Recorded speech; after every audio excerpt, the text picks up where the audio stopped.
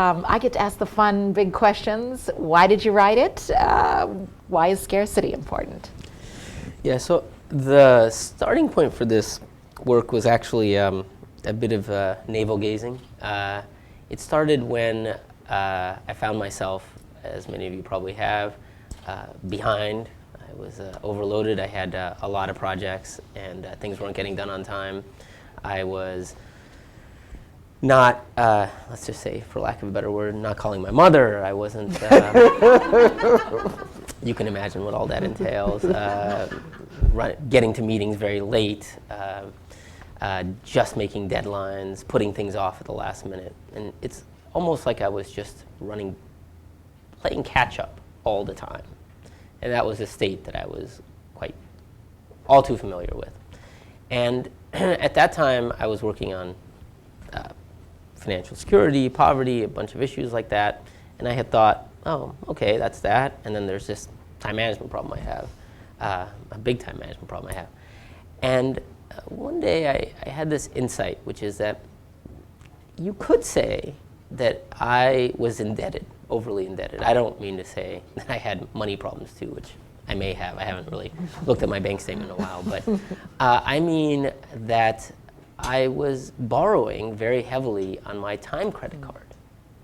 That I would be, when I said yes to a new project, I was taking a loan. I already had less time than the things that I had capable, that I could do right now. I was deeply in time debt. And that's really the starting point of this, is to ask myself, is it possible that when I have too little time, I was starting to do things like borrow a lot, borrow time, and end up in this time debt trap? And does that look similar to what people do who are stuck in money debt traps? And is that similarity just a superficial thing, like I just took the word time credit card and just made a word out of it, or is there something deeper? So that was really the starting point of this. And let me just give you a little teaser for why we convinced ourselves that wasn't just, word play. And that goes, that's an experiment we did pretty early on, involving Family Feud. You guys know what Family Feud is? If you don't know what Family Feud is, it's probably the best game show on the planet. Because it's certainly the best trivia show on the planet, because what it does is it takes the fundamental problem of trivia shows, and that's that who on earth knows the answers to these questions? I mean, they're really quite banal. I mean, who knows what the capital of Uzbekistan is? I mean, I don't know. And so, but it says, let's really Americanize this concept. And so they Americanize it by saying, we're going to create trivia questions, but we're going to crowdsource answers. We're going to ask 100 people this question, and then we're going to see what the most popular answers are. And the people on Family Feud simply have to come up with not the right answer, but the most popular answers. Sort of like the democratizing of truth, is how I think about it. And we took this game, and we simply said, let's get subjects in. That's how in psychology we refer to people, subjects. Let's get people into the lab. These were Princeton undergrads. And let's go ahead and have them play Family Feud round after round. And instead of having time or money, these subjects had their own resource, which was guesses. Some subjects were guess rich, so they could make 6 guesses per round. Some subjects were guess poor. They could only make 3 guesses per round. So now we'd created like the most artificial thing you can imagine in the world, like guess scarcity. Some people were now poor in this thing called guesses. And then we said, okay, how did they do? Well, people who have less guesses do worse. No big surprise. But let's actually go back to the idea that the poor tend to borrow. Let's see if we can get these poor people, guess poor and Family Feud, to borrow. So when we gave them, both groups, the ability to borrow at very high interest rates, meaning you're going to play for 20 rounds, you can get more guesses this round, but you pay a big cost in future rounds. Sure. What we found was when you give the rich the ability to borrow, they borrow a little bit, it doesn't hurt them too much. Give the poor the ability to borrow, and they borrow a lot, and they end up doing much worse when having access to credit than not. It's funny when you think about it this way, because there could be nothing further from my life as a time poor person or a person who's highly indebted than some Princeton undergraduate playing Family Feud for guesses. But over time, we were able to recreate everything, the borrowing at high credit rates and a variety of behaviors, and that was really the starting point. This notion that there's this deeper connection. So early in the book, as you plumb into this, you take on one of our stereotypes that if in these stressful situations where you are up against a wall, whether it's Family Feud, isn't stress good? Doesn't it actually help you? Lisa Mensah starts her day thinking, well, at least if I'm really triaging on the edge, I'm mentally, I'm right up there, Yeah, that's right. How did you decide it was toxic or not so good? So actually, I would start by saying it is immensely good, and we kind of know this in our own lives. Like, think about yourself working on something where there's a deadline tomorrow. Like, you are so productive. Like, you don't play Angry Birds, you don't get distracted, you are just focused. And at the end of that, you always ask yourself the same question. Why can't I be focused like this all the time? Like, I would be amazing if I could have this level of focus. But you can't. Sorry, I don't mean to break anyone's heart here.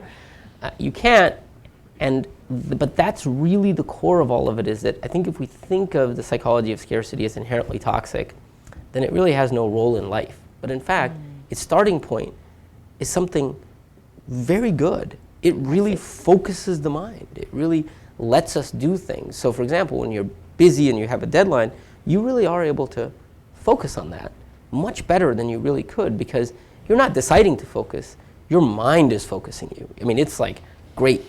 And this happens across many domains. So like the guys in Family Feud, yes, the Family Feud poor borrowed more, so that was bad. But they were actually much better guessers.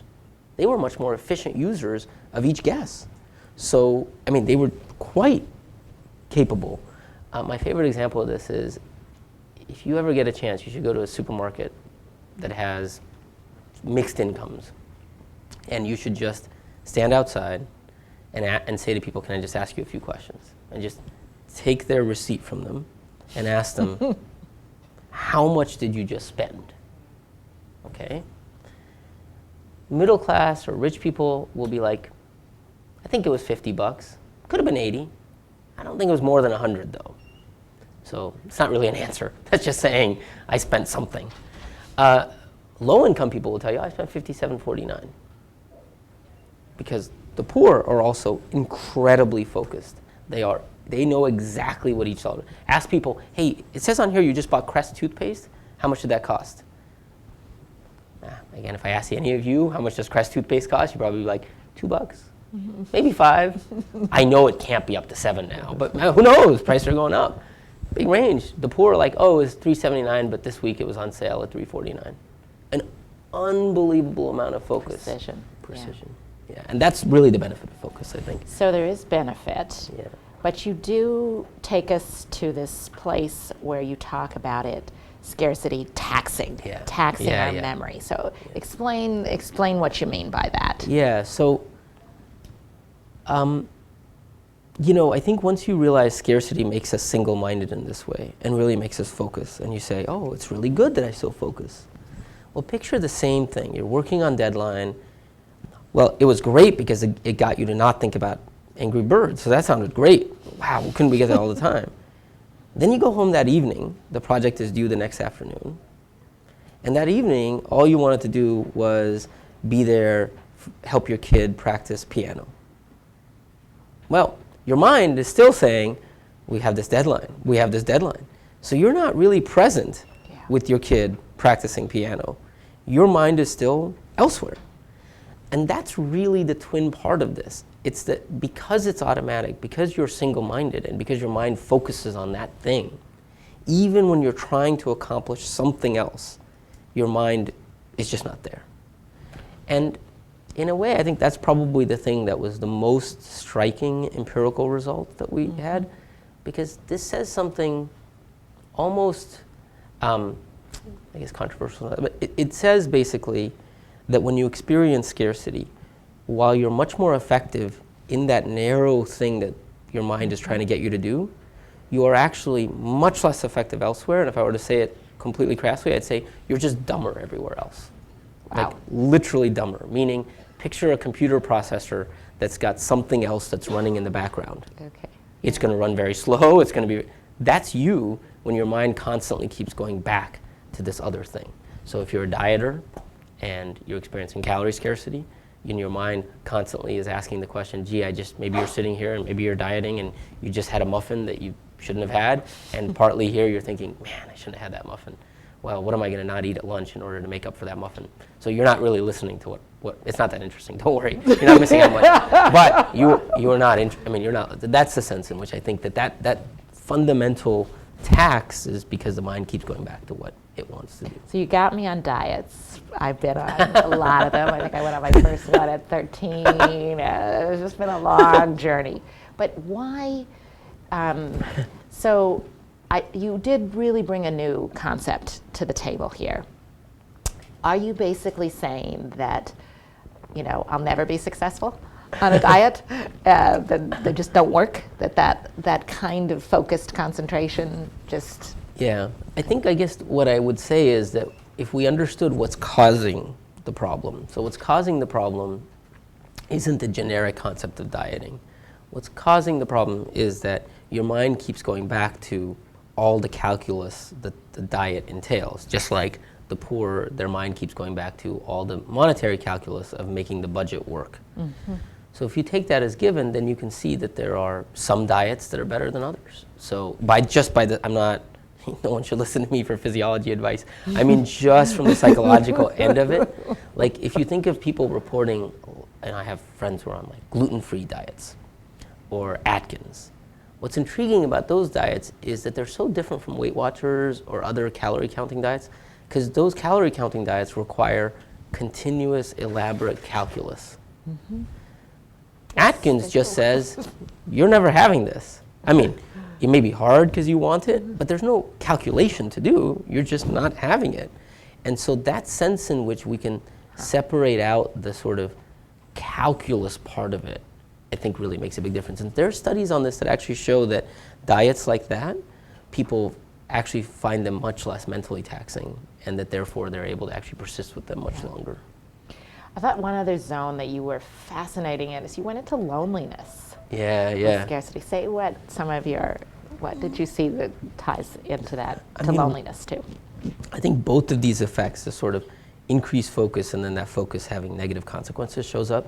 Like one of the things I was most surprised at is that suppose I told you I'm going to do this experiment. I'm going to show faces to people, to all of you, and I want you to quickly identify the emotion that person shows. And then I said I have some people who are lonely and some people who are not lonely.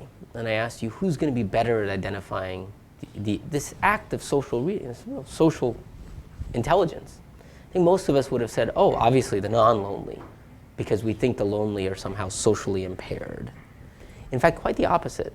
The lonely are much better at reading emotions, because just like the poor are focused on dollars and cents and you're focused on making this thing, what are the lonely focused on? They're focused on every social cue they can find. So they're actually much more capable in some fundamental sense. But then that's where you also see the negative consequence coming. So there's this beautiful experiment, I really like this experiment, where you ask the lonely to speak into a microphone and just say some stuff.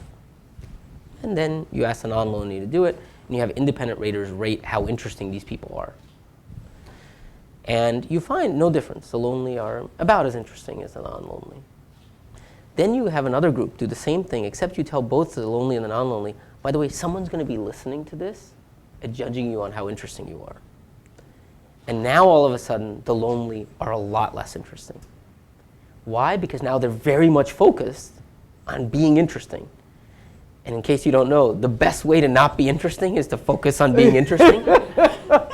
And so that same perverse effect of focus really shows up here for the lonely, because they're really too focused. And you've all met people like this who are in circumstances where they're talking to you and they're almost too focused on, does this person like me? Yeah, that's right. And it's you're like, oh, this is awkward. Right. And it's not that they lack a social skill. It's not skill at all. It's just they're in that mental state where they're just over-focused. And you do it with athletes too. Yes. The famous choke. Exactly. If you That's a think great too much, example. That's a great example. You just have to choke. So. That's right. The lonely are like the people choking on a free throw. Yeah, yeah. Oof. All right, but then you have this. I just have to read a little. This guy's a great author. Maybe I'm like commenting your co-author too. But you transition at one point in the book, and you make this case that says basically money's different, and you say you talk about discretion. You say the tourist frantically trying to see Italy in a week can only get so worked up about her scarcity of time. At some point, she may simply say, forget this, I'll just see the Colosseum on another visit, or I'll stay another day in Rome and see less of the South. The safety valve limits the danger and depth of the scarcity trap. For those who have some discretion, the scarcity trap threatens only so much. The overcommitted can miss a few deadlines. Dieters can take a break from their diet. The busy can take vacations. One cannot take a vacation from poverty.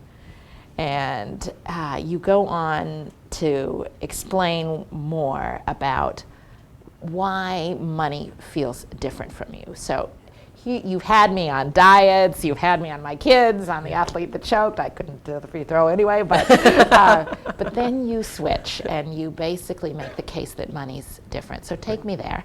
So I think that last thing was very, like, you can't take a vacation from poverty. I mean, if you look at it, we have some intuitions like, all the people in this room probably use the phrase work-life balance, which is the recognition that experiencing scarcity of time has lots of consequences in the rest of life, and that lay intuition we have therefore leads us to say, well, what are we going to do to create this balance?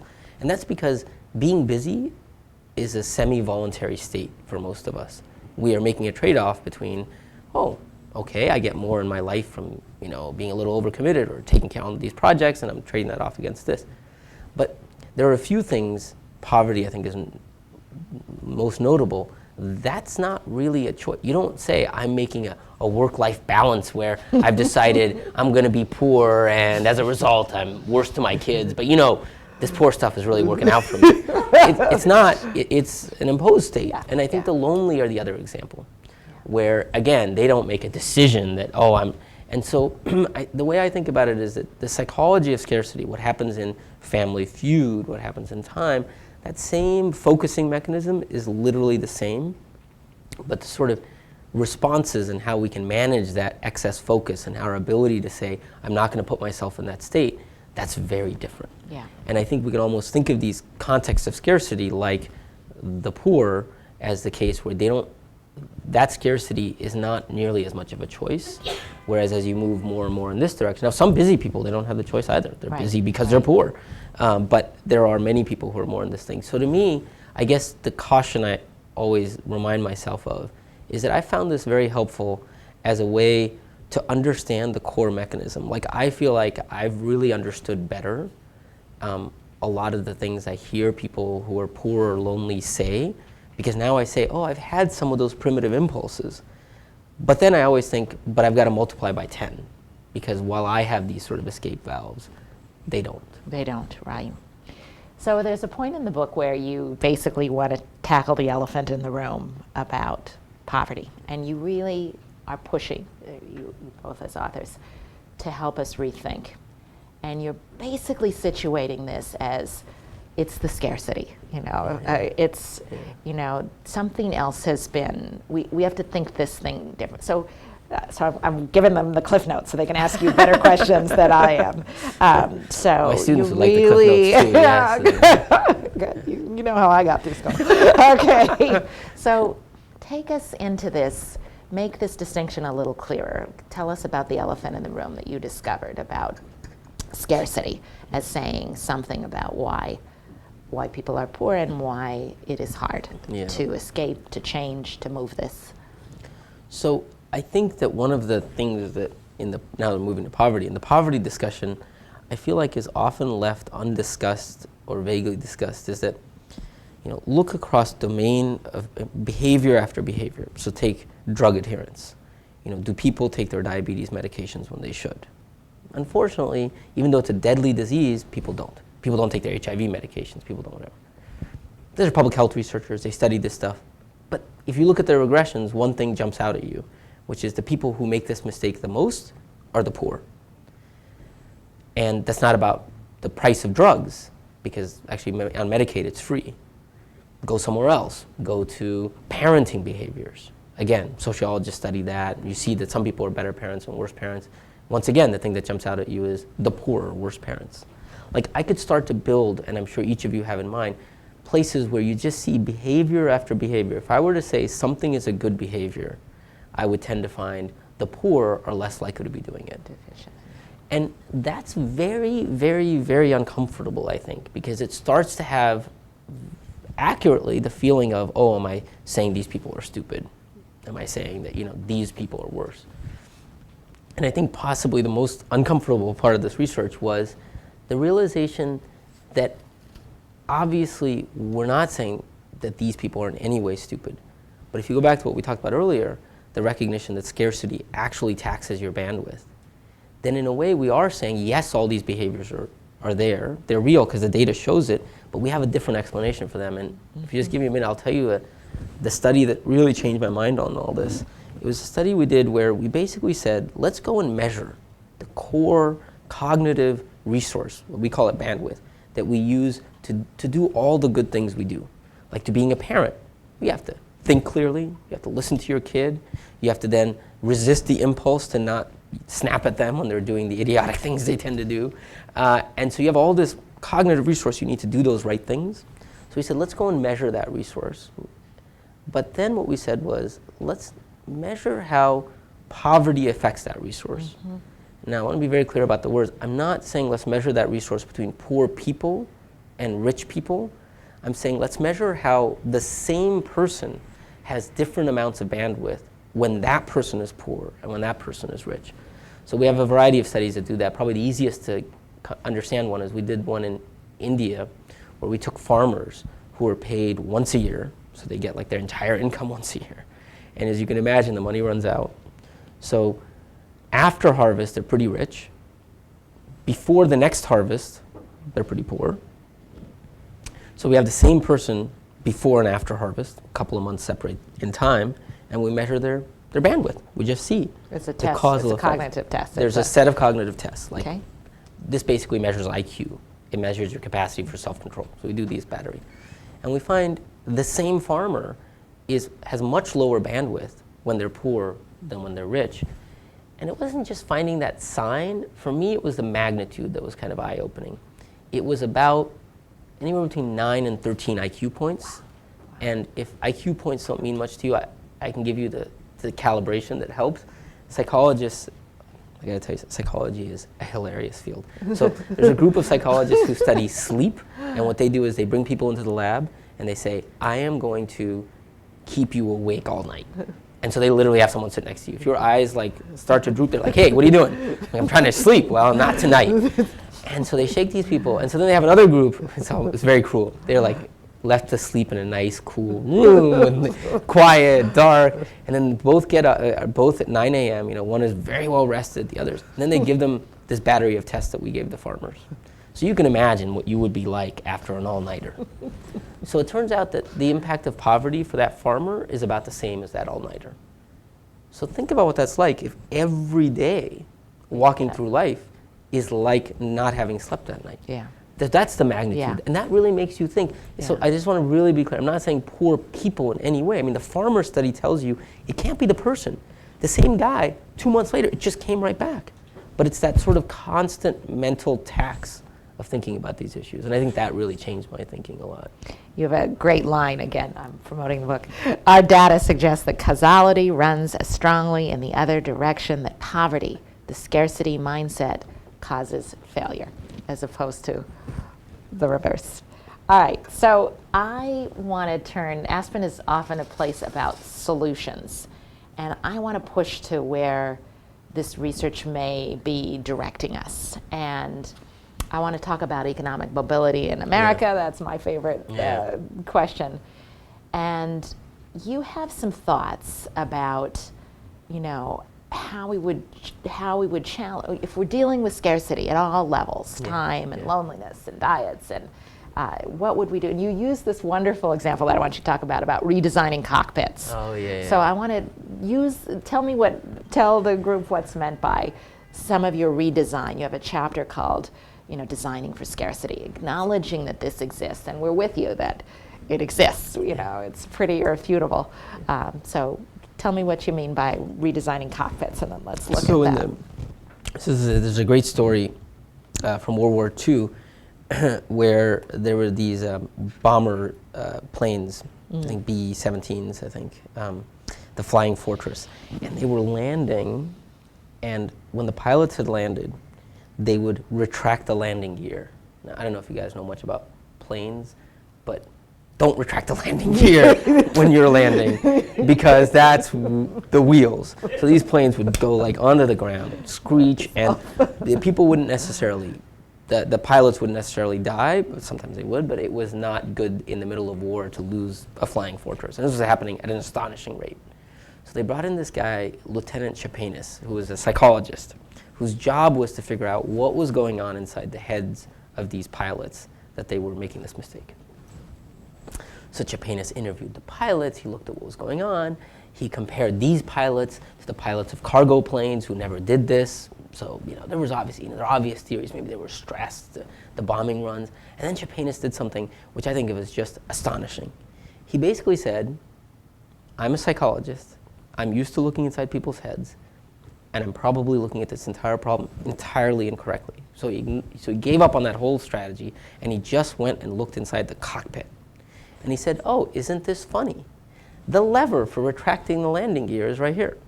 Right next to it, looking quite similar, feeling quite similar, is the lever for the flaps. Now you should put the flaps down, you should not retract the landing gear, but you put these right next to each other. Of course, people are going to make mistakes. What was the difference between the cargo plane and the bomber? The levers were very far apart and looked different. It had nothing to do with the mind, nothing at all. It did have one thing to do with the mind, which is people make mistakes. So Chapanis said, forget the psychology, let's just redesign the cockpit. And here's an interesting fact. If you look at planes that you go on a flight today, it is so much safer than in the 1960s or the 1950s. And most people think that's because there were these amazing aeronautics innovations and so on. Actually, aerospace hasn't changed that much. It's still a wing, it's still got a drag. And so what actually changed was Chapanis' invention.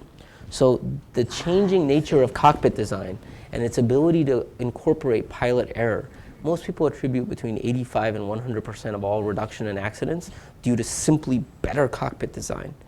And if you say it this way, it is the most obvious thing in the world. Obviously, people make mistakes. Obviously, the best intended, best trained pilot is going to screw up. Great. So we should design cockpits to minimize the chance of error, don't put these two things next to each other, and when an error happens, minimize the consequence of that error. Like, how could we disagree with that? But yet, think of social policy. Yeah. Who's in the business of designing fault-tolerant social policy?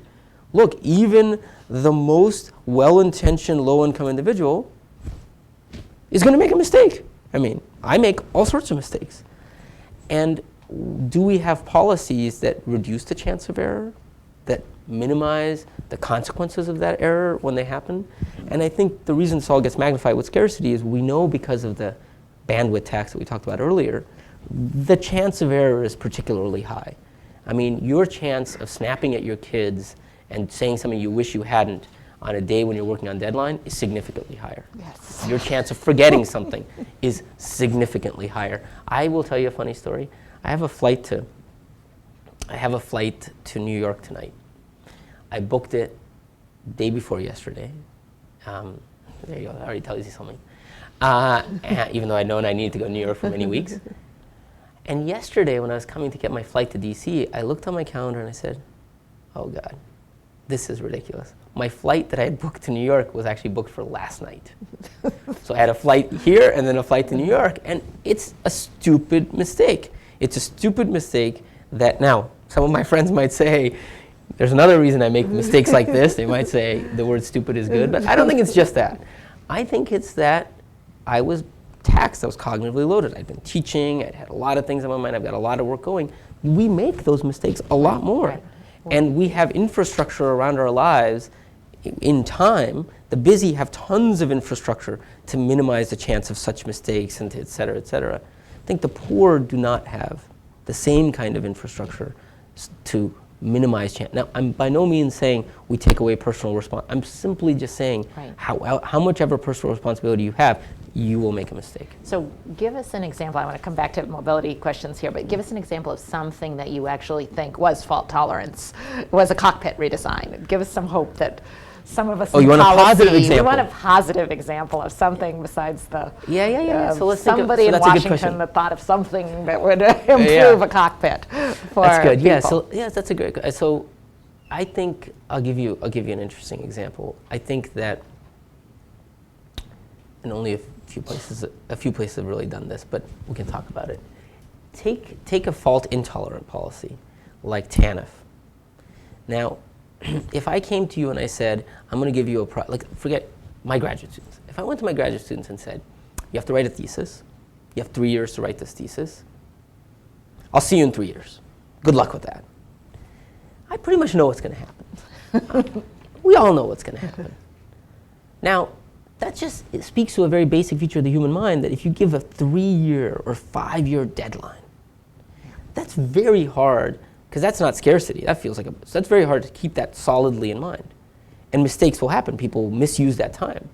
Now, some of you may know of a program that gives people a 5-year lifetime term limit and says, use that as you. That's just an accident waiting to happen. That's like a bad cockpit. And that's because what you've done is, in the interest of incentivizing people, you've really tried to kind of give this incentive that never even really enters in it. But I think some people have started exploring, and I think it's a very positive version, is to say, look, what we have to do is to make sure, just like with my PhD students, I don't just let them go off. I say, a month later, I say, hey, where are you? What's going on? How have you used this time? Yeah. So some people have started exploring possibilities of saying, well, let's make the TANF, that's what I was obscurely referring to, the TANF 5-year term limit. Let's take the TANF 5-year term limit, which is too abstract, and let's actually start giving reminders to people. Let's make it very salient to them. This month you've used this much, or these 3 months you've used this much over your lifetime. Mm-hmm. You know, you're running short, you need to think about ways out, et cetera. Those are all, something as simple as that can bring back top of mind this thing which threatens to leave. And I'm not saying that's the end all, but it just shows how when you start thinking about the nature of mistake, you can do something. Good. All right, I love cockpit design. That is the field of solutions. On my business card it says smart solutions. We need to think differently about America's savings challenge. But one of my mentors is Michael Sherrodden, whose book Assets and the Poor has a line that is catechism for all of us, and it's that assets change your head. And I see Andrea Levere here, and we often use the thought that it's not just money and assets, is something else is going on. And we've seen experiments, for instance, around children's accounts that were started in the child's name for them. And there's a fascinating stat that shows that even when you control for all these other variables, income and age and parental influence, that kids who had an account in their name were 6 times more likely to go to college, attend college, than those who didn't, and to graduate. So the presence of this asset, and there is such an interesting thing. So we spend a lot of time saying that it's the structure. We forgot about the structure and the incentive. Putting people more on autopilot is what we need. That's my field. So I was wondering if Sendhil were writing the book Abundance, and he were trying to get from scarcity to abundance, and you play with that word in your book, what would you be saying about this sort of head shift, the asset paradigm that we find? What would your work tell us in this? Yeah, I mean, I love that. Assets change your head. That's very, very interesting. I'll give you one quick response to the child savings account, and then we'll talk about the quick response I had is, I don't know how many of you have read this book by Stephen Covey, The 7 Habits of Highly Effective People. Yeah. If I had time. If you had time. In there, he makes a distinction which I find just very profound, which is the distinction between important and urgent. And that when we end up very busy, we focus on the urgent, which means the things that get neglected are the important but not urgent. And to me, that's actually just a corollary of the psychology of scarcity, because scarcity focuses us on the urgent. And if I think of a thing like a child savings account for a low-income individual, that's the same thing in money. It's important to most people, but it's never urgent. And that's the transformation I think these things do, is just like in time management, you need to find ways to make the important but not urgent get done. That's what highly effective people do. I think that's what these child savings accounts try and do, is they take something that's already important to low-income individuals but never urgent and make them, if not urgent, at least make them happen in the background, or make sure that the right amount of money gets put to them. So that was very helpful for me in thinking about a whole variety of savings products, because most low-income individuals want long-term savings, but it's never urgent. It's always on the important. top of things to do list. Right. Another for us is the automation Yes. around, and you write, we quote you, because you write about things like what happens to a person who has a workplace savings plan when they're automated, and say a little bit about your view of automation. Is this a counter to scarcity? How do we? I mean, I think the important but not urgent really helps you see it. So, like, for example, I've introspected a lot. So this is not bragging. Or maybe it is bragging, I don't know. But I haven't missed a day at the gym for like 5 years, roughly. And why is that? And the reason for it is because I have a bunch of little tricks I use, a lot of them actually coming from the psychology of scarcity. But one trick that's very helpful is that most people, and I used to plan for 3 to 4 days at the gym. Feels reasonable, 3 to 4. And then what ends up happening is 3 to 4 meant 1. Whereas I planned 7 days at the gym, and 7 meant 7. Because 7 meant no choice. I get up, go to the gym. There was no, it's what you do. It's not, you planned around this new reality that you get up every morning and go to the gym.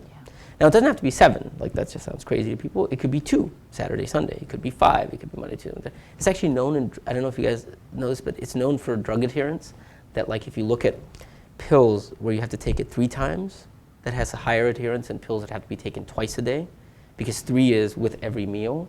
2 is this, like, odd thing you have to decide when, and it gets lost. And so this is kind of a known, and so why am I saying this? I'm saying this because, to me, that's what automation does.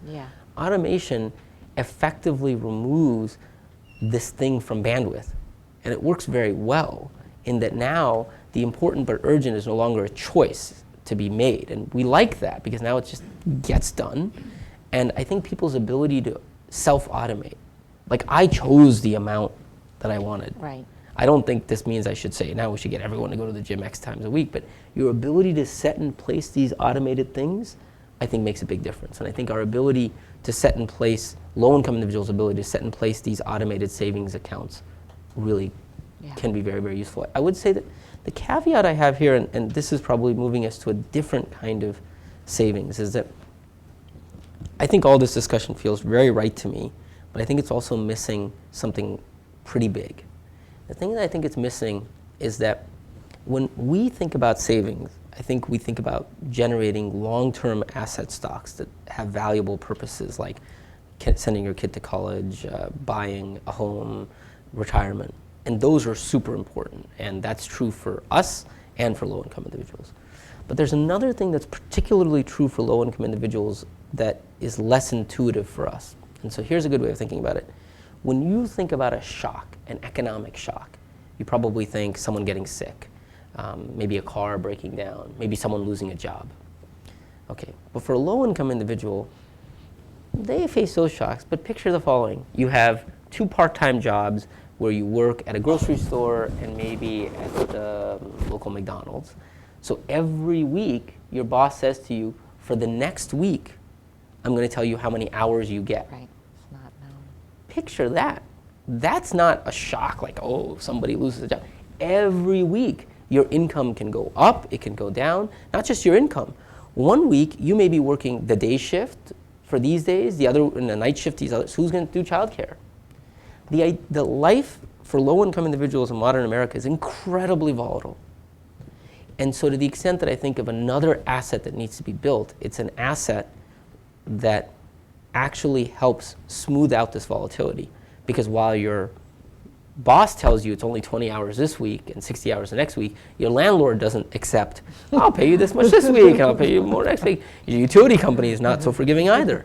And so the matching of highly volatile income to very flat expenses creates the pressing need for financial assets that can do that smoothing. Low-income individuals currently do that smoothing in very mentally taxing and economically taxing ways. They spend a lot of their time running around trying to figure out how to get childcare. They fret a lot about how will I make ends meet this month, and those are the cognitive taxes they face, and then they end up taking payday loans because they need that because this payday is low, et cetera, et cetera. And so I think that one of the big areas that I hope we can tackle is finding ways of creating these buffer stock, or whatever you would like to call them, savings accounts. But they're not really savings in a substantive sense. Right, yeah, the classic. Yeah. They're just this flow account. Yeah. So this is why I was so psyched to have Sendhil come, because you've hit on all the things that we think about at Aspen, the needs for shorter term savings, the needs for longer. So I have been jealously dominating here. It is time to let others talk. So we're going to follow the Aspen style. If you can just signal me, I'll call you, and if you could say your name, we'll keep it and where you're from. And all the way in the back, gentlemen. Excuse me. Hi. Sorry. Thank you. Hi, I'm Randy Sim. What about things like the earned income tax credit and tax refunds, where poorer people do get cash infusions? I think the evidence is that they tend to over withhold and get or maybe whatever the situation is, they do get a cash infusion. What's the evidence on? We were talking about making buffers. What's the evidence on that? So Do they use it in what you would define, I think, as a rational way, which is create a buffer and save it? Yeah. No, I think the evidence is, in fact, that money is not used to create a buffer in savings. And I think you can think of it in two ways. Before we talk about money, let's just think about with time. All of us have been very busy, and then all of a sudden we get this inflow of time, maybe some empty period, et cetera. What should we do with that time? We should do with that abundance, it gets to your point, create and prep ourselves so that we don't get back into the running on a treadmill, blah, blah, blah. Now, some people do. Many people don't do that, because the problem with the psychology of abundance is you don't have the psychology of scarcity. You're no longer in that state where you're like, oh my God, I really have to make ends meet. So I'm saying this because I think what happens with things like EITC credits and a lot of cash transfer programs is you get all this slack and all this money at once.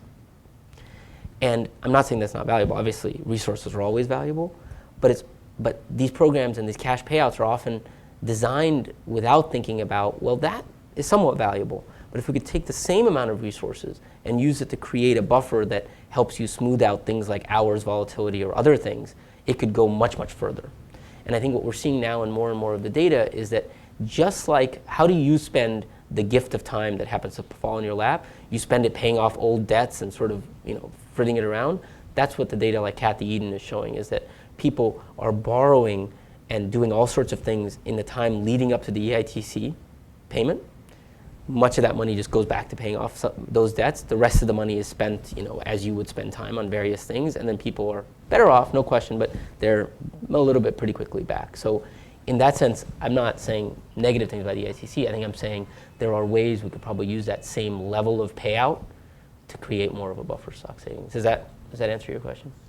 And I will also say that while it's not a data answer, that a lot of the work that Aspen's been around has been programs, credit unions, people on cockpit design that have tried to develop the products to actually help that smoothing. So that's I'm very actually interesting. psyched about that thing that you put in our lap, because I think you see Sendhil's job to promote the problem, show us where to shine the spotlight, and then others are working on the that's terrific. cockpit design. I'm going to go to Andrea, and then I'll come back to you. Andrea Levere.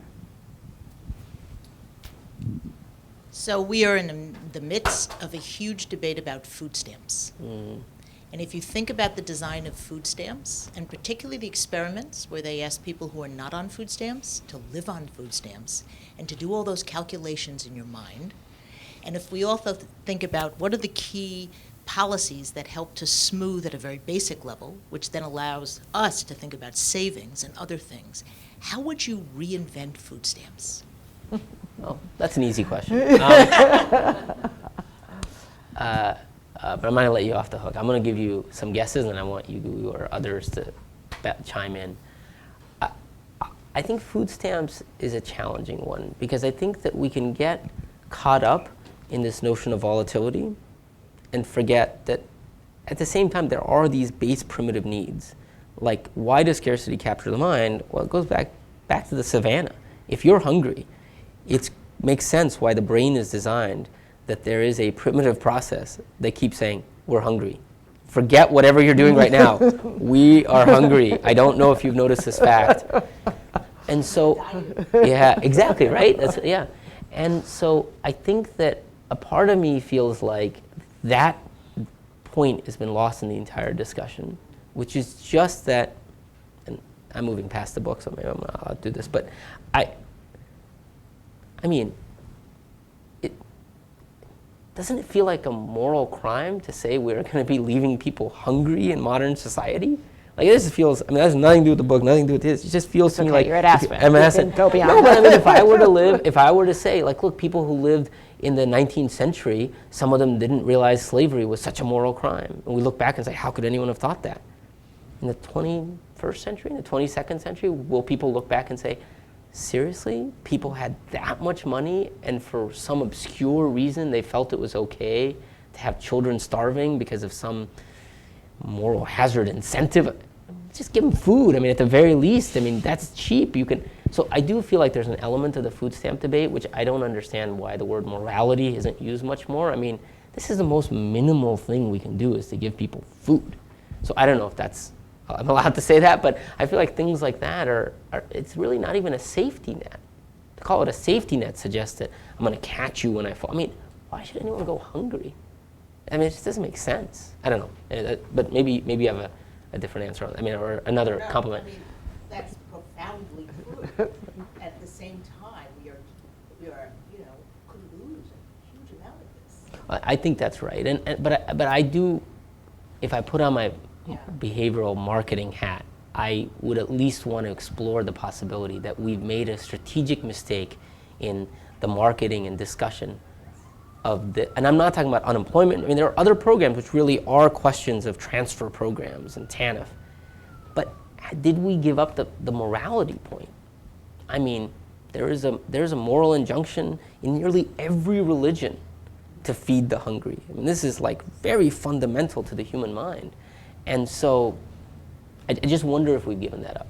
And I think that what's very interesting in this book is you actually deal with the consequences of, in this country, food stamps is typically a temporary thing, and I see Senior Mara and people who've studied this, but you deal with the consequences of what happens when you don't sort of have the baseline established. So the mother who's chasing daycare, we don't have daycare, we do not have universal daycare here.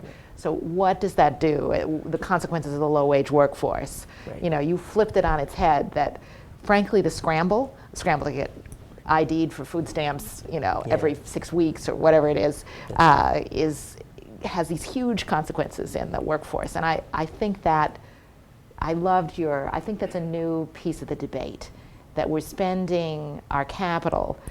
The situation of scarcity is driving all these other consequences, and so there's more reason. But and in the program, if we want to get into the weeds of design, so I'm not moralizing, I guess I would say with food stamps, one simple thing to think about is that, and we do this with lots of our programs, we impose lots of hidden taxes in the food stamp program.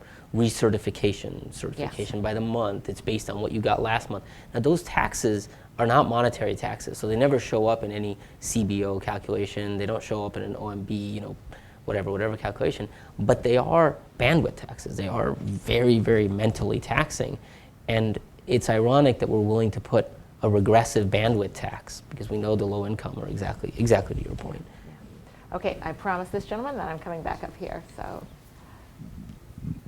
James Sang, this is a simple technical question about your work. I have some problems with your use of the word bandwidth, since I think of it as a derived quantity and you seem to treat it as an intrinsic quantity. Going back to your India studies where you looked at IQ, for example, or various capabilities, presumably there was a distribution of capabilities right after harvest and just before new planting. When you talk about the changes in ability, was this a uniform shift in the distribution, or was more shifted one end or the other?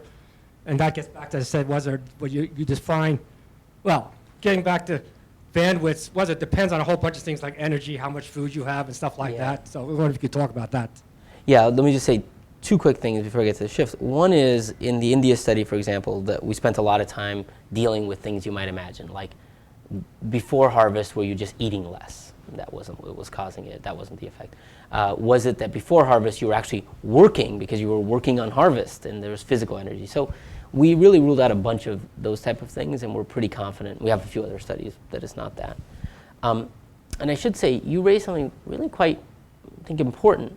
When we think of bandwidth, I think the biggest mistake we make is when we look to others, we think bandwidth is an intrinsic fixed ability component. And the thing I found helpful is to think of the phrase effective bandwidth. So whether or not bandwidth itself can be trained and you can go and teach people to be smarter, if any of you find out the answer to that, let me know, I'd like to use it. But independent of that, what is true, what can really change is effective bandwidth. You all have had experiences where you're like, oh, today I'm free of mind, I'm really clear, I'm thinking very clearly, oh, today I'm very muddied. And effective bandwidth can change a lot. So really, I think what I should say is effective bandwidth is what's changing before versus after harvest. But we haven't, I'll go back and look, we haven't looked to see how is the effect happening. Is it really moving from the top to the bottom? Is it that I'm sorry, I don't have an answer for that. Okay, great. Yes, I called on you. If you could just, this microphone is coming. Give us Donna your name. Pavetti. And I have a question just about, I do a lot of work on TANF. So, and I've been doing it for 17 years. So I have to say I used your work in a recent conversation to convince people that, I tried to convince people anyways, that what they wanted to do was to constrain resources. So they wanted to take money away. And I said, okay, but if you want people to do more and you take money away, you're creating less bandwidth. So I think it's a very useful sort of tool for that. But my question is that a lot of the complaints we hear in TANF is that people are required to participate in work programs and they don't participate. And I think, again, your work gives a useful reason why they may not show up for programs because they're dealing with that. But what are the things you can do that can create the bandwidth that allow people to do it? So what are those solutions to the problem that people face so that it doesn't all go back on blaming people that they aren't willing to work? Yeah, I mean, I think that the one thing I really took away is that, and I don't think in this conversation it's come out, maybe in the book it doesn't come out as clearly either, is that I think we tend to think of scarcity as a fixed phenomena, and I've been guilty of that. I've been saying the busy, the poor. But really, since scarcity is fundamentally a phenomena about your mind is captured, it's not a global thing, it's a local thing. There are days you're very busy, days you're not very busy. Similarly, there are the days where the poor feel very poor, and the days where the poor feel not poor at all. So for example, we had the EITC example. The months after EITC are very different than the months before. We have within the month, we have when your paycheck just came and food stamps just came, very difficult. The days before rent is due, very, very good. The days before rent is due, very, very bad. And if you think about that, that just means the terrain is much more rugged than we think. So when we think of these people don't show up to programs, I mean, they do show up at some rate. The rate is not 100%, and that annoys us, as it should. And we're asking how to move 65 to 100. And I think we tend to think of that as some people versus not. But in fact, in the data, it's very sporadic. And I think we can make a lot of progress by recognizing this isn't about just giving more resources into the system. It's about finding these tight periods and managing and better managing those tight periods. Does that make sense? So in other words, I think there are days we know we can start, as if we understood them, we start to understand the cycles. We start to understand their periods, predictable periods, where things are very, very difficult. And there'll be things like daycare, which are big sources of this ruggedness and these shocks, and if we were to address those. So I think that what I'd say is this, for me, probably the most tractable move forward is not to talk about net new resources, net more resources, but to ask, can we identify the periods, the days, the weeks, of sharpest scarcity, the sharpest income pressure, and can we smooth those times? Because that's the time when behavior goes most astray, and that's the time that You gave an interesting example in the book about training modules. Maybe it was in the microfinance one, or maybe, but one was the modularization simplified the ability to complete. Like it just had to be more modularized. And then on the, I loved your training, left, right, on what really made sense finally to get financial accounting practices. And I think that, I should say, so that's a good example, is that, like, for example, say you have a work program. Some of these programs are also not very well designed for this rugged life. So just take a pure training course. I have a training class. You come in, you're going to learn stuff. Well, given the ruggedness of life, I'm going to miss a class. If I miss a class, what am I doing? I'm actually saying to you, it's going to be even harder to come to the next class. So now, a little bit of ruggedness, and you've actually encouraged people to stop coming altogether. And I think in some of the data I've seen, that is what you see. You see people missing a little bit, and then they just stop coming. And so that's another sense in which, beyond resources, we can kind of just recognize this is a rugged situation. And how do we make sure that in training, for example, or in work placement, we have a system that says, you're going to get a lot out of this, even if you can only manage to get here 70% of the time, because we've designed it so that you get a lot out of those 70%. If you can get here 100, you get even more, but let's make sure you get returns at that level. It's a little bit like I think of HIV medications. I don't know if you guys know this. A lot of our programs are like HIV medication. What I mean by that is, with HIV, if you look at the adherence numbers, people say, oh, look, it's 85% adherence. This doesn't sound good, but at least you're getting 85% of the benefit. That's not true. If you take your antiretrovirals 85% of the time, you're getting much less than half the benefit, because the benefit of the medication falls off pretty sharply. And I think our programs have the same unfortunate feature, whereas with HIV antiretrovirals, we can't do much about it because that's the biology of HIV. With our programs, it doesn't need to be that way. It could be much flatter on the top and allow you to get benefits. So yeah, of course, yeah. A follow-up? So does that suggest, though, that if you're just even structuring in terms of time, that you would expect people to be more likely to show up right after they get their resources versus at the end when they don't? So I do think that's right. I think I would expect people in the times when they're least resource constrained, when they're least like thinking about how I make rent, those are the times when they'll be most likely to show up at the training program. Those are the times when they'll be most likely to show up at the work fair, et cetera, et cetera. Whereas the times when they're really, like, my God, the idea that I'm going to go to this work program and it's going to lead to money and get money in the distant future, that's very abstract. Right now, you're fighting this fire. So I do think that would be an empirical prediction. Let's come back way in the back. Paul Tangy from the Korbel School at the University of Denver. To circle back to when you mentioned morality and kind of the normative dimensions of this, many of the great spiritual traditions value poverty, particularly poverty as a means of emancipating the mind. So beyond the perverse effective focus that you show that scarcity has, are there fruits of scarcity, fruits of poverty?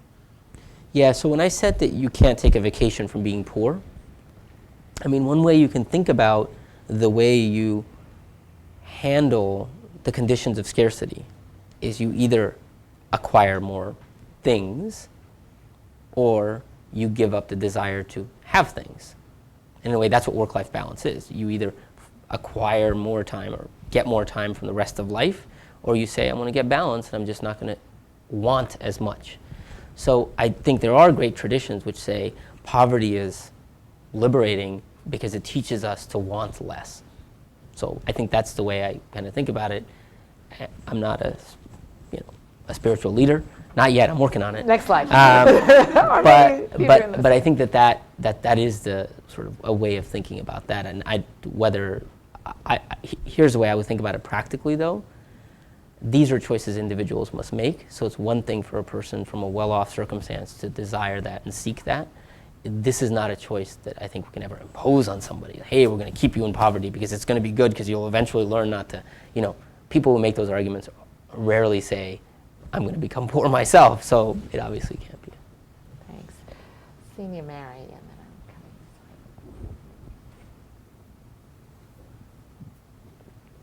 coming. Signa Mary McKernan from the Urban Institute, and I was just thinking about this cycle of poverty that you're talking about a little bit. There's poverty, which then causes scarcity, which then causes bad behaviors, which then causes more poverty. And one way that we've talked about here to help is make things automatic, so that these decisions and make savings automatic. Another is Caroline Ratcliffe's here, and she led some research for the Urban Institute that I worked on with her, and that found that half of children who are born poor are persistently poor. They're going to be poor half of their childhoods, and that then leads to bad outcomes as an adult. And we know that most American children are born in hospitals, which gives us this key intervention point to maybe try to help minimize that poverty, which is then going to create the scarcity and this cycle. So are there some practical ways that we can do this? So that was just one thought, is a very practical intervention point. And then the other, your finding on loneliness, I thought was fascinating, because there are endogeneity issues here, like you mentioned, that people who are lonely might have, less ability to, see emotion to start. And you're finding that they're better at identifying. It just shows how acute and how large this scarcity effect is. Yeah, let me pick up on the last one.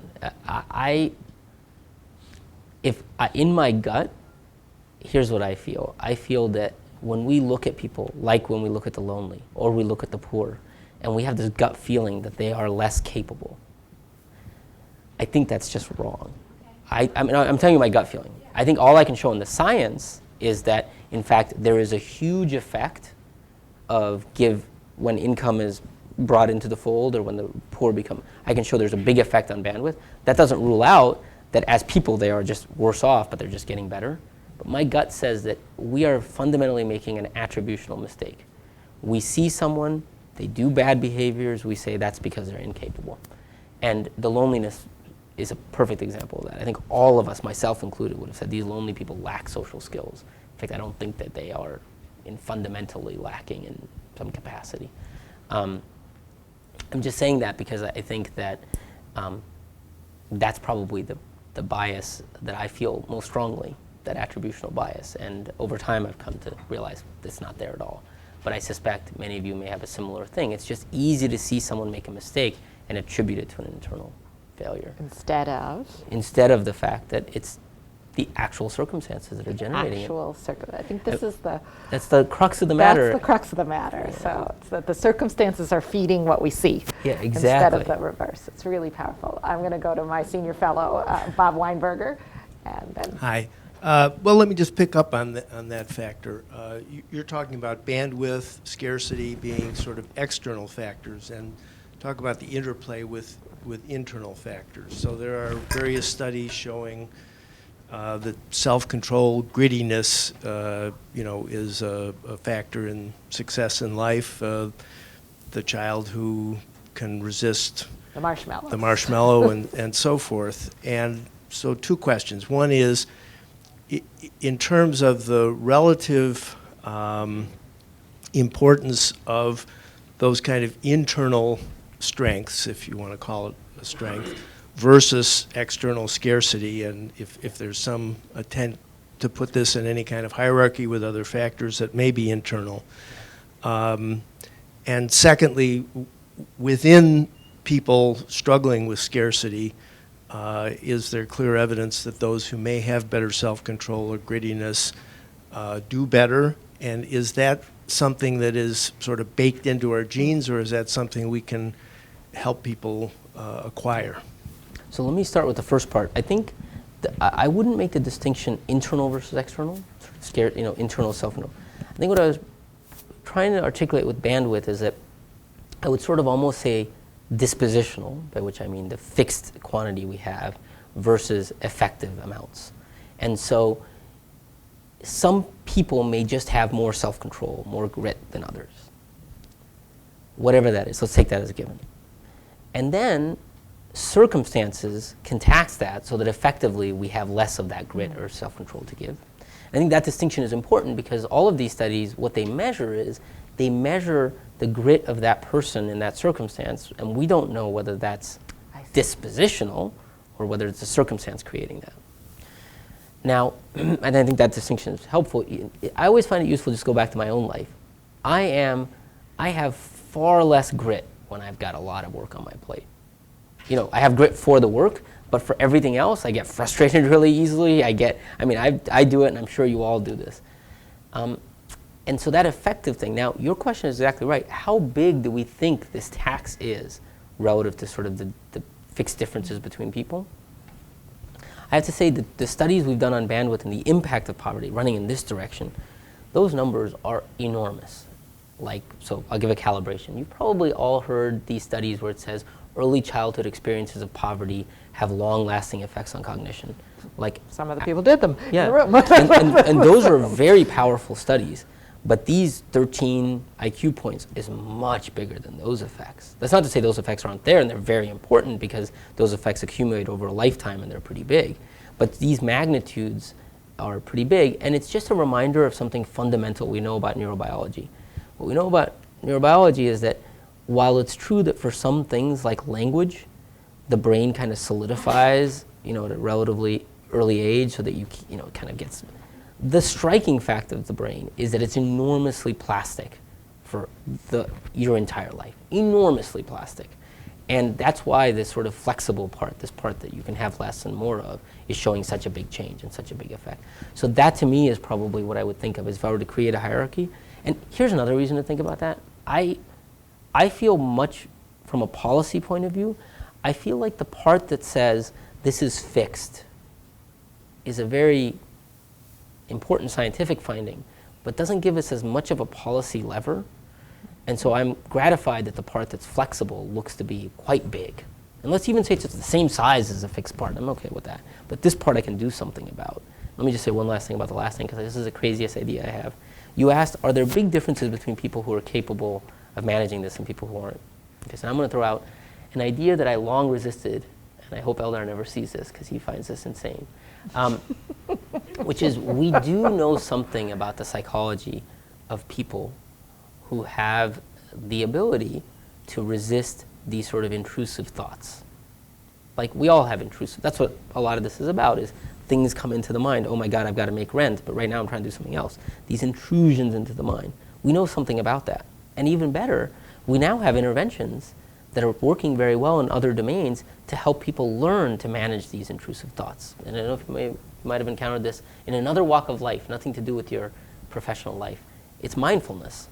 So many of you may go to mindfulness interventions to manage anxiety, to manage whatever. And psychologists are showing these mindfulness interventions are actually very effective at getting people to take intrusive thoughts and not let them intrude in actual productivity in day-to-day life. They work well. So let's intersect these two things and make the following possible observation that you ask, can we train people?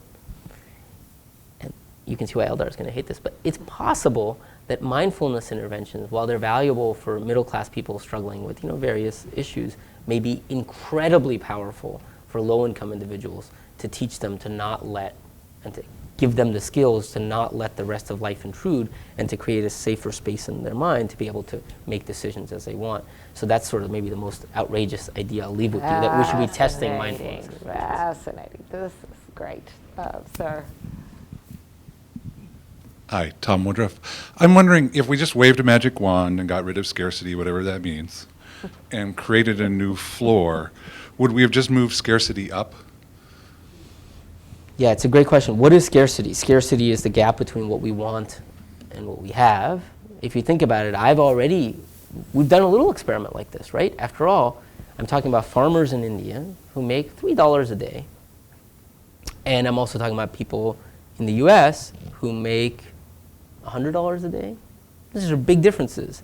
Life circumstances are really different.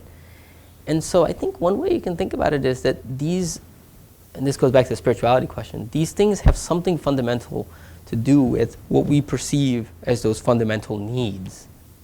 And so, yes, it's very much the case that if you live in Trenton, New Jersey, you feel the need that your kid has a decent pair of clothing, and that you feel the need to give the kid a gift for their birthday because they've been a good kid that's like commensurate with what other kids are getting. That does have this ratchet effect.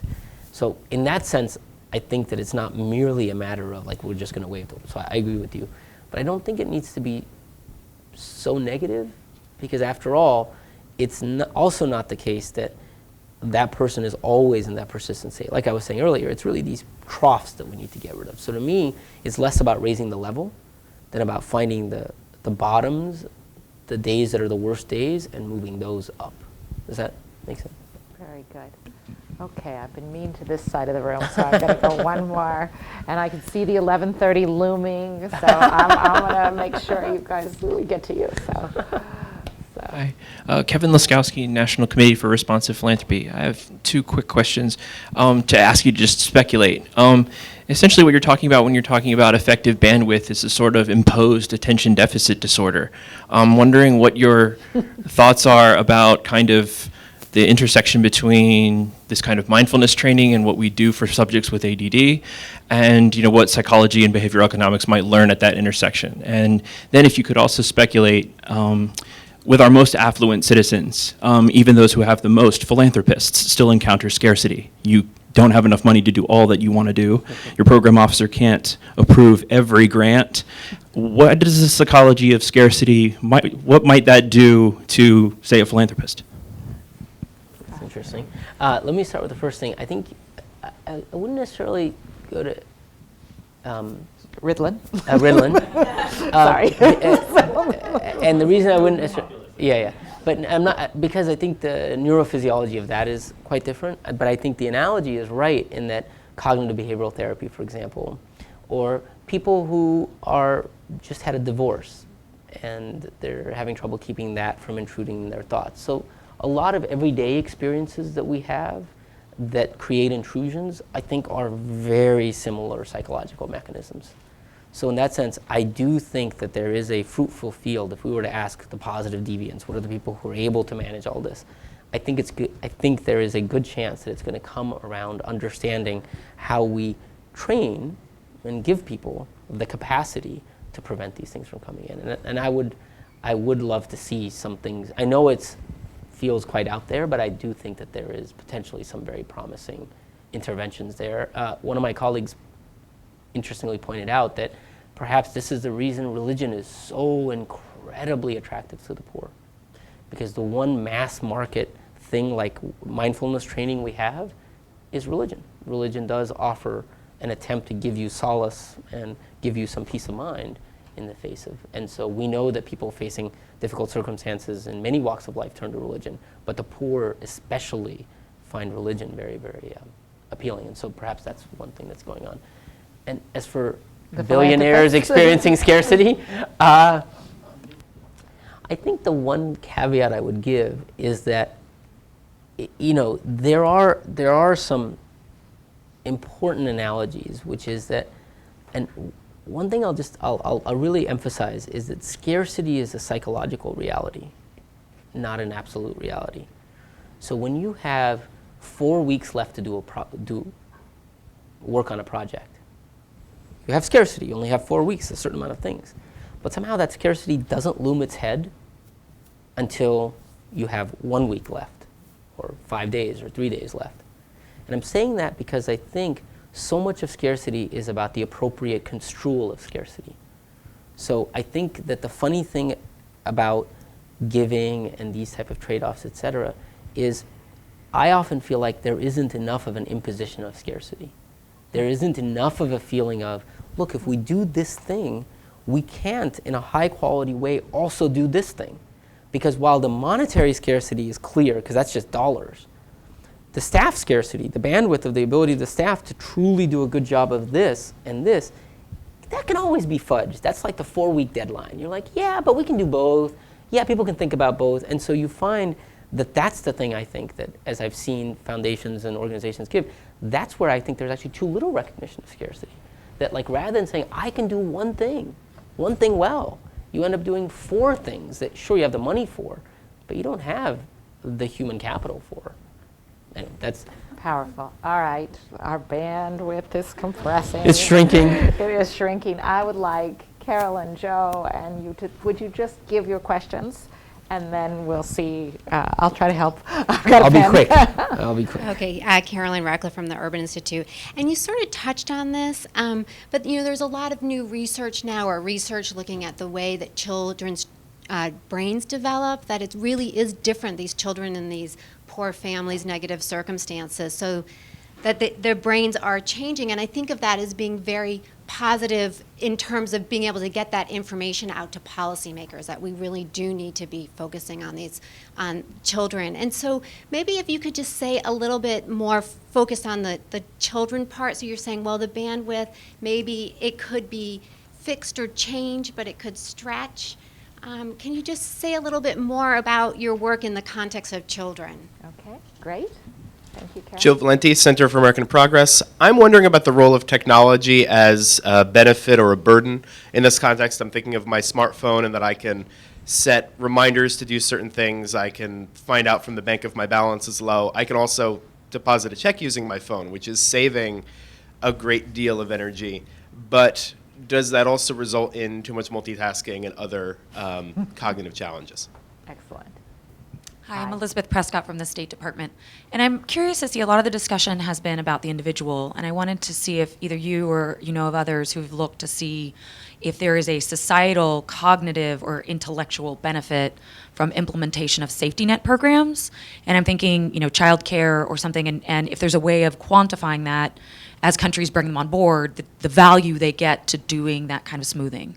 That'd be great. I mean, where else would you get 3 questions Yeah, like that's great. this? I mean, I'll really. go very quickly. On the last one, I think that this is probably the biggest mistake we're making. We implement a child care program, we do an evaluation, we evaluate impact on mother's labor supply. I think we should also be evaluating the impact on IQ and on bandwidth. These things, it suggests that some of these programs could be having much more far-reaching consequences than we ever thought. We did a little thing where we tried to measure this thing, not GDP, like gross domestic product, but almost a gross bandwidth product, where we measured bandwidth for across 2 quarters. And I'll get to results later, which is not published yet. This is with the Ideas 42 people, and you seem to be finding that as the recession is ending, the country is getting smarter, which is kind of interesting, and it's not the way we tend to think. So I actually think there's plenty of room for stuff to be done on this. On technology, I will just refer you to this. I wrote this short little piece, which was very cathartic for me, about the day my cell phone fell in the toilet. And let's just suffice to say, I had an amazingly good dinner. It is true that we constantly have this thing pulling at us, and that's not an argument against smartphones. It's an argument against one very small feature of smartphones, which is real-time email. You have 5 minutes, you look at your email, and you go, oh man, I've got that thing. And now all of a sudden, that casts a long shadow over the rest of the conversation. Yeah. So that, I think, would be the simplest thing you can do. The last question, I'll end on that. The children thing is fascinating to me because I'm of a mixed mind. I think, obviously, the more we can do for children, and it's obviously very valuable. But I'm worried that what's getting lost in this entire discussion are 2 things. One, it's almost like we've decided to write off the people who now were once children. And this is not going to end well for us, because as good as these programs are going to work, they are not going to solve the problem that when these children magically become adults, there's no problem. I mean, this stuff will have benefits, but I worry that there's this impulse we're playing to, the purity of children. So that's one thing. The second thing, I have a little bit of, no, I love these programs. I'm saying I believe in them. I think I'm just saying that impulse I worry about. The other impulse that I worry about is more granular. It's that ultimately, it's going to be very, very hard to do the good things we want for children without involving the parents. And that is just, it's an illusion to think somehow we're just going to shut the parent out of this. The parent is needed at every step of the way, if nothing else, just to bring them to the program. They've got to bring them there. But even more, I mean, it's the parent spends all the time with this kid. So I think that we need to recognize the psychology of the parent and the bandwidth of the parent and find a way that we can make this work given the bandwidth of the parent. Does that answer your question? Because I do think, you think of 0 to 2, that's critical, and the child is primarily with the parent. That's a good point. That's a good example. So we have spent 90 minutes with Sendhil, and you have a line in your book about how do you build more bandwidth, liberate bandwidth, and you say sometimes we need a mental jog. It's like take your mind out for a jog, liberate some bandwidth. So I see Elliot Gerson here. I think that's the new tagline for Aspen. Liberate your bandwidth, come be part of what we do here. which is really, you've really given us a treat. It's just refreshing to go a little bit deeper with you, Sendhil. I just thank you for your time. Thank you for writing this, you and Elder. And I'd ask you to join me in thanking Sendhil. Thank you.